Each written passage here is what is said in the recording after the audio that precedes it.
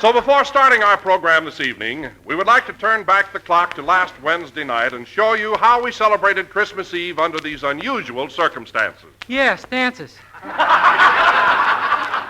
it. About 7 p.m., Jack went into the observation car with Rochester to decorate a huge Christmas tree which he had purchased in Chicago. And even though we were on the train, Jack was determined to give us a real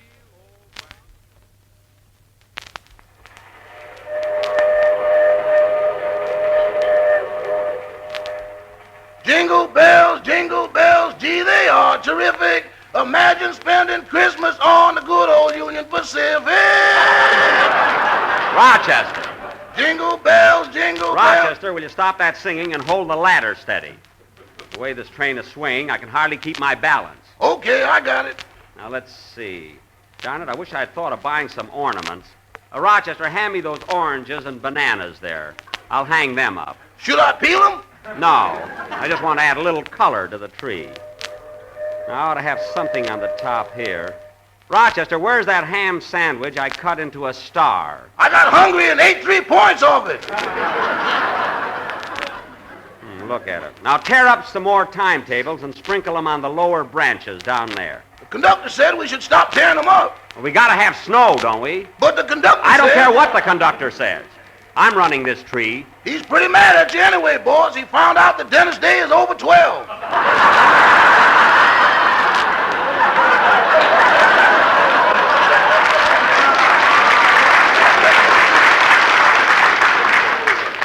What? I told that boy not to roll his pants down. Oh, well. The heck with the conductor. He found out I wasn't a porter, too. Nobody told you to say that. Now, let's see. This side isn't right yet. I think I ought to hang some kind of an ornament up here. Rochester, lend me your wristwatch. Here you are, boss. Thanks. Hey, wait a minute. This is my wristwatch. How come you were wearing it? I gave it to me for Christmas. Oh, you gave you my watch. Yeah, you want to put a card on it? I'm keeping it. Now, let's see. I think I'll hang it over here. A little to the right, boss. No. It looks good here. Then I'd move it a little to the left. No, I like the watch right where it is. Then I'd move one of those 3 oranges. It looks like a pawn shop. Oh, I see what you mean. Now, if I can only... Oh, hello, Mary. My goodness, are you still on that ladder? Well, I got to get this finished before the party tonight. By the way, did you speak to the brakeman like I told you to? Yeah. What did he say? He said Christmas tree or no Christmas tree, you can't have his red lantern. That's fine cooperation. Can't even have any lights on this tree. Rochester, scratch the brakeman from my Christmas list. Okay. And the engineer thought I was crazy when I asked him for the bell off the engine. Oh, he did. All right, there goes the engineer's present. I'll scratch his name off. Scratch the fireman, too. He said you can roast your own chestnuts.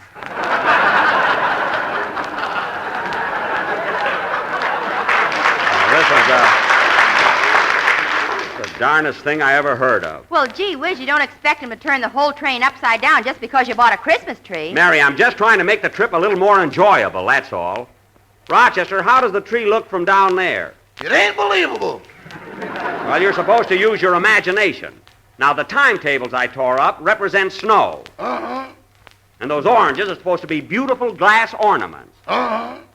And the bananas are long, silvery icicles shimmering through the branches. Doggone, how can anyone get that high just on a ladder?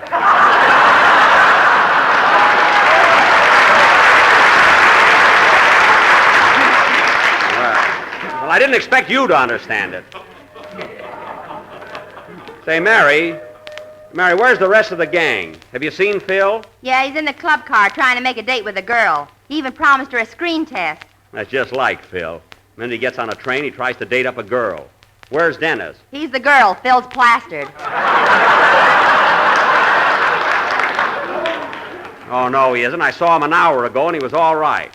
Mary, let me have one of your earrings. I want to put something shiny on the end of this branch. Oh, hang up your gold tooth and let me alone. Mary, I'm trying to get this finished. Now, please help me, will you? Okay.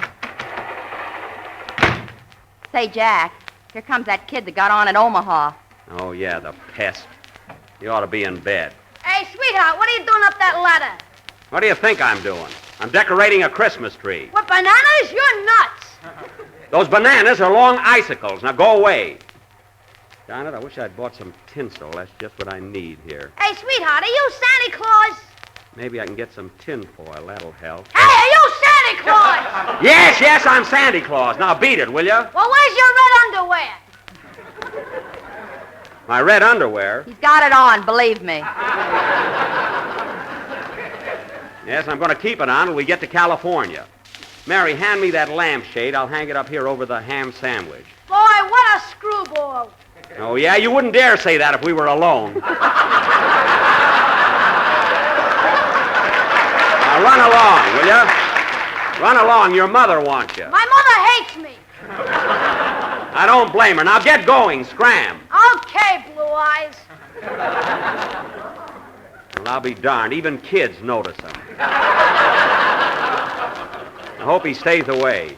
Oh, Jack, you ought to be ashamed of yourself, picking a fight with a 10-year-old kid. He started it. He called me a screwball. Well, if the screw fits, put it on. Slug that brat if he comes in here again. Oh, hello, Phil. Hiya, Jackson.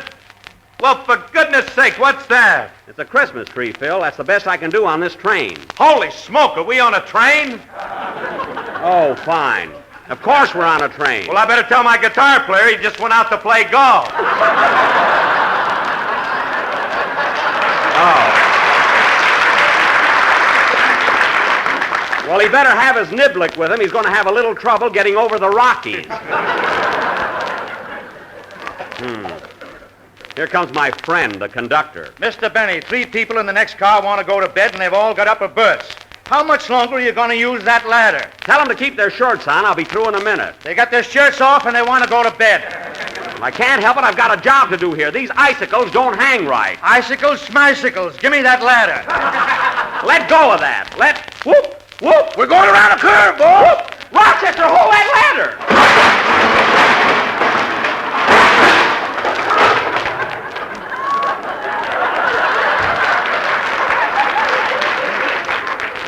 Oh. Hey, Jack, What? you're all covered with schmicicles. Yeah, look at me. Now, conductor, this is all your fault. If I told you once, I told you 5 times. I'd be through with this ladder in a minute. And now this thing. We got to do this thing all over. That, ladies and gentlemen, is exactly what happened Christmas Eve on the train. That's right, Don, but we still had a lot of fun. Oh, we sure did.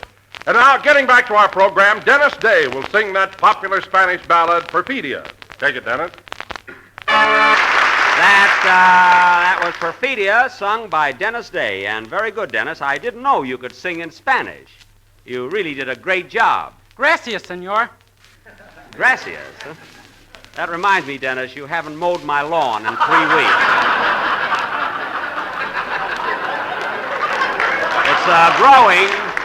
You know, it's growing pretty high. I'll take care of it tomorrow. Anytime after lunch. Say, Don. Yes, Jack. I want to congratulate you on the way you described our Christmas Eve on the train a little while ago, but I wish you would put a happy ending to it. Well, what do you mean? Well, if you remember, I put the tree back up, and then we all sat around, opened our presents, and had a jolly good time. Yes, we did, Jack. And I want to thank you for that lovely pickle fork you gave me and the little woman. Well, I wanted to get you something novel, yet useful. Yet cheap.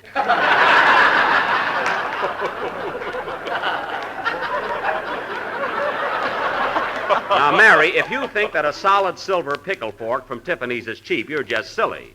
Let me tell you something, Don. You can hock that fork at any pawn shop in town for $35. Thank you, I will. You're welcome, and nobody but a big fat announcer would say a thing like that.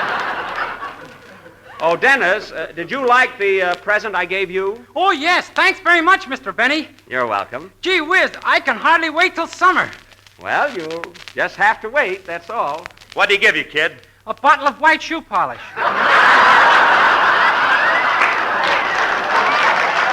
Yes, sir. A quart bottle of Clancy's Classy Cleanser. There's enough to last you all summer. Ladies and gentlemen, speaking of summer, let me remind you that regardless of season, Jell-O is Wait one a of the... minute, Don, wait a minute. You don't have to sneak in a plug tonight. This is the last program of 1940, and your commercial is going to have real production. Okay, Phil, let's have it. Hit it, boys. There you are, Don.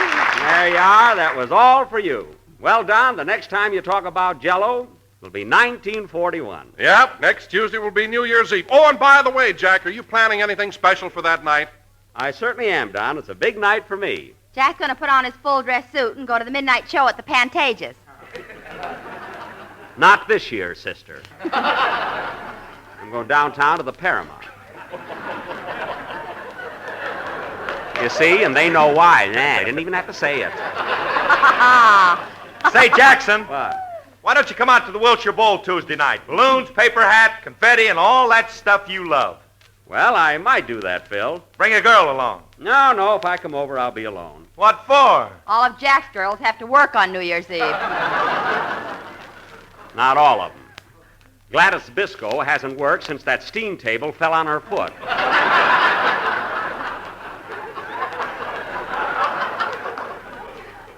Poor kid. How's she getting along, Mr. Benny? Oh, fine. We're suing.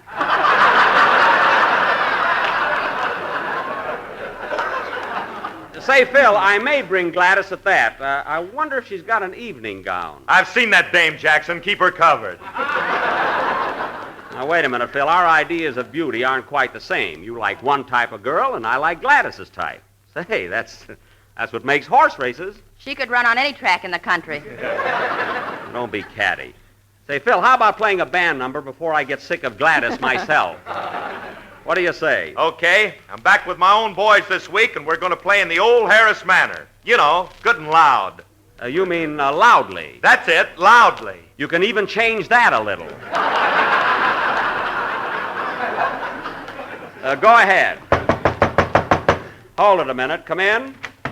Mr. Benny, Yes. I want to thank you for that lovely toupee you gave me for Christmas.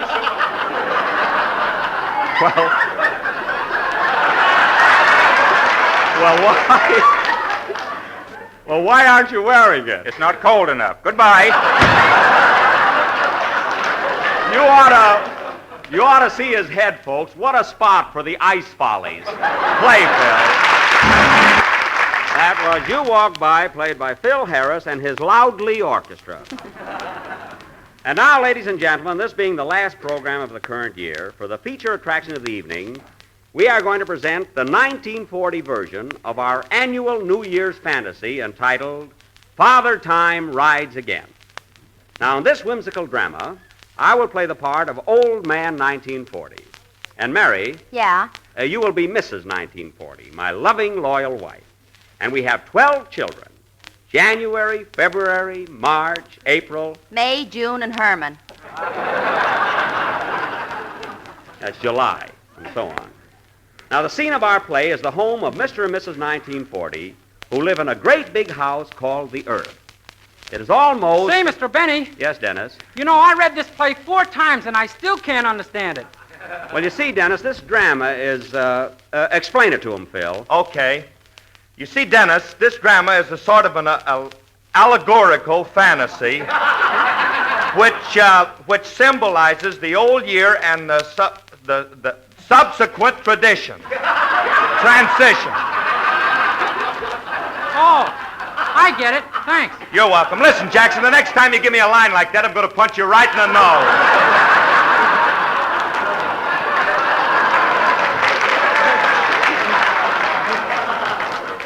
Phil, you know you loved it. And now for our play. The scene, a great big house called the Earth. The time, almost midnight of December 31st, when Mr. and Mrs. 1940's lease is about to expire. Curtain. Music.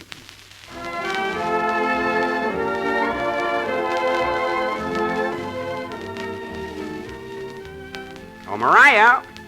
Mariah. What do you want, Pa? Better hurry up with that packing.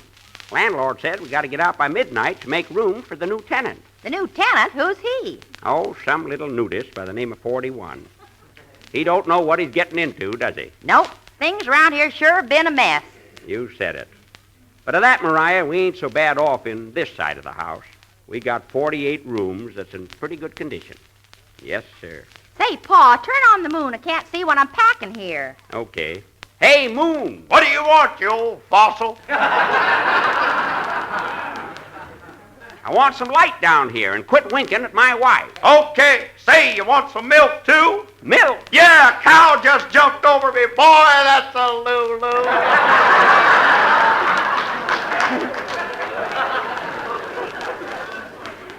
Well, I'll be darned. Quit gabbing, Pa. We ain't got much time. That's right. There's them shooting stars. They're having a feud again. Doggone it, Pa. Even with all our troubles, I kind of hate to leave here. So do I. Yes, sir. Darn those flies. They're all over the house. Shoo, shoo. Leave 'em alone, Ma. We need 'em. Well, 5 minutes to 12. We better start rounding up the kids. Wonder who that can be. I'll go over and see.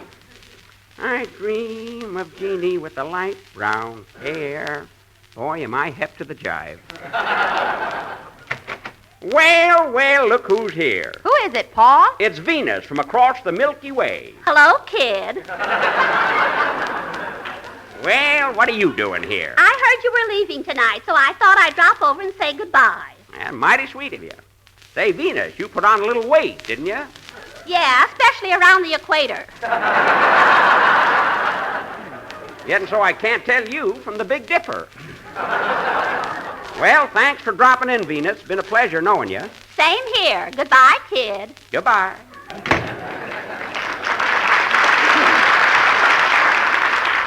Well, Ma, it's almost midnight. So put on that silly hat of yours and let's get going. Okay, Pa. There's the first stroke of 12.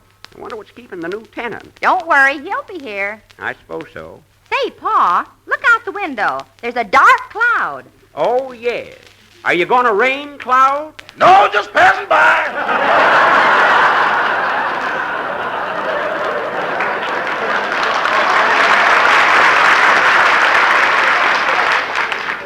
Darn that Cloud, it's wearing my wristwatch again. Oh, well. Time's a fleeting. But we can't leave until that little rascal gets here. That must be him now. Yep. Come in. Well.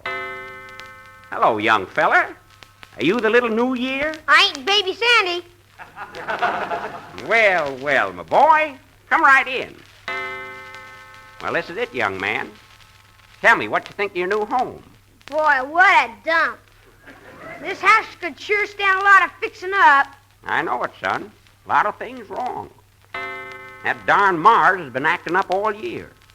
Of course, he hasn't bothered us in this wing so much. Everything's okay from the Hudson Bay window in the attic clear down to the basement. But come over here, son. I want to show you something.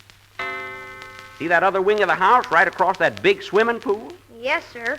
Those rooms are in the gall-darndest condition you ever seen.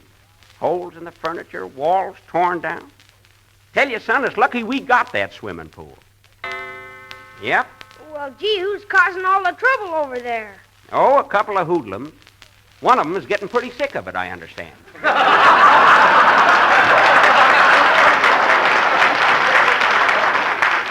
A bulldog's been nipping at him. Son, you got a tough job ahead of you. But everything's all right here, eh, mister? Yep, everything's fine. You got the same caretaker that was here for the last 8 years. You ought to get to know him. What's his name? Just call him Franklin. Nice fella. For heaven's sake, let's get going. Just a second, Ma. Now, there's just one more thing, son. What's that? Well, after I leave, if you see another fella puttering around that looks as old and decrepit as I am, don't throw him out. It ain't another Father Time. It's just Fred Allen. He's been kicking around here for years. Oh, sourpuss, eh? That's him. Come on, Pa, you're talking too much. I'm coming, Ma. Round up the kids and we'll be on our way. Well, good luck, son. Watch your step. Thanks, old-timer. You're welcome. Happy New Year, young fella. Happy New Year. Come on, Ma. Let's go.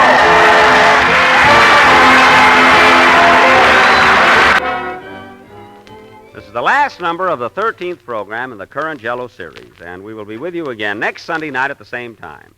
Now, ladies and gentlemen, I want to thank the radio critics, writers, and columnists of America for the honors bestowed upon my program, members of my cast, and myself in the recent poll conducted by Radio Daily. I also want to thank our listeners as well as my authors, Bill Morrow and Ed Boulogne. We all wish you listeners a very happy New Year. Good night, folks.